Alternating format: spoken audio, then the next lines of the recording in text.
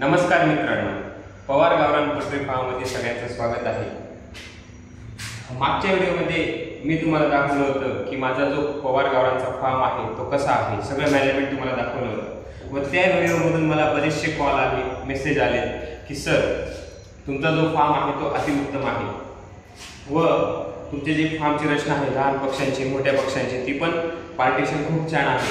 आणि त्यांचा प्रश्न असा होता की बरेचसे जे आपले गावरान फार्मवाले युजर्स आहेत त्यांचा रिप्लाय मला असा आला की सर आम्ही जो शेड बनवला त्याच्यात कोंबड्या सतत आजारी पडत असतात किंवा कोंबड्या थांबत नाही किंवा ते जे कोंबड्या आहेत सर ते कंटिन्यू अंडे देत नाही, अंडे द्यायला बसत नाही किंवा जेव्हा आम्ही पिल्लं काढण्यासाठी कोंबडी अंड्यावर ठेवतो तर ते अंड्यावर ठेवल्यानंतर ते पिल्लं काढत नाही। तर असं कशामुळे होतं? तर त्याच युजर्ससाठी त्यांचा जो कॉल आला, मला मेसेज आला, त्यांच्यासाठी हा व्हिडिओ बनवत आहे की यासाठी सगळ्यात महत्त्वाची गोष्ट म्हणजे आपला जो पोल्ट्री फार्म आहे, पोल्ट्री फार्मचा जो शेड आहे त्या शेडची रचना, तर त्या शेडची रचना कशी असावी।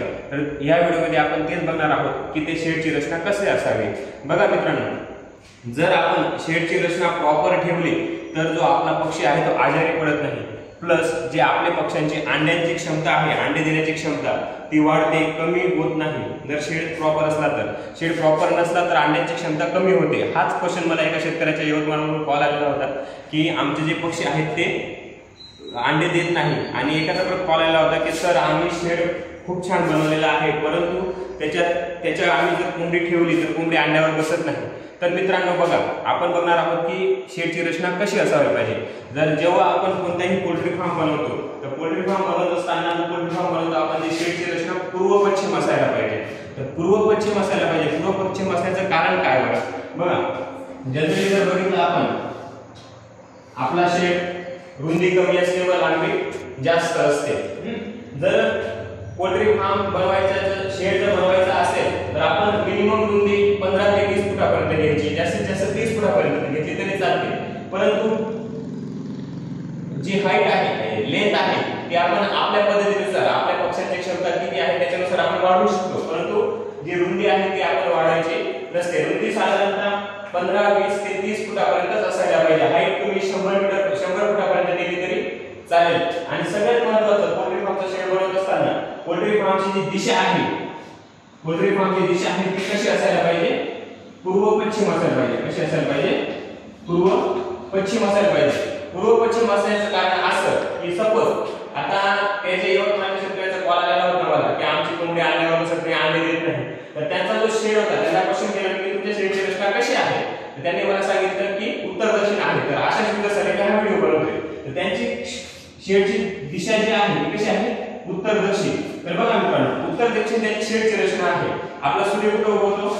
पूर्वेला, आणि मावळतो कुठं? पश्चिमेला। तर याच्यामुळे काय होतं की दिवसभर त्या शेडवरती काय राहतं? ऊन राहतं। आणि ऊन असल्यामुळे जो पक्षी आहे तो कंटिन्यू आजारी पडत असतो। दिवसभर उन्हात असतो तो पक्षी। प्लस जो आपला गावरान पक्षी आहे त्याला जर अंडे द्यायचं असेल तर तो एकतर अंधारात किंवा जो अंधारमय प्रदेश असेल त्याच्यात आपण तो गावरान पक्षी अंडे देत असतो। आता त्यांची जर रचना उत्तर दक्षिण आहे तर दिवसभर ह्या साइड पर्यंत ऊन असेल, ह्या साइड संध्याकाळी पर्यंत ऊन असेल। तर मला सांगा मित्रांनो, त्यांनी अंड्यासाठी कितीही चांगली सोय केली अंडे देण्यासाठी तरी त्यांचा पक्षी अंडे देईल का? नाही देणार। किंवा कोंबडी बसण्यासाठी सोय केली तरी कोंबडी व्यवस्थित बसणार नाही, कारण ती उन्हात आल्यामुळे ती कोंबडी अंड्यावर बसणार नाही। जर आपण पूर्व पश्चिम अशी रचना ठेवली शेडची तर ऊन दिवसभर ह्या साइडने ह्या साइडने असतं। मग दिवसभर आपल्याला हा पूर्ण जो पोर्शन आहे उत्तरचा दक्षिणचा इथं दिवसभर सावली मिळेल। मग आपण इथं अंड्यांची सोय करू शकतो किंवा इथं आपण कोंबड्या बसवू शकतो। आपल्या कोंबड्याही आजारी पडणार नाही, कोंबड्या कंटिन्यू अंडे देत राहतील, आपले अंडे शेडवरचे कंटिन्यू चालत राहतील।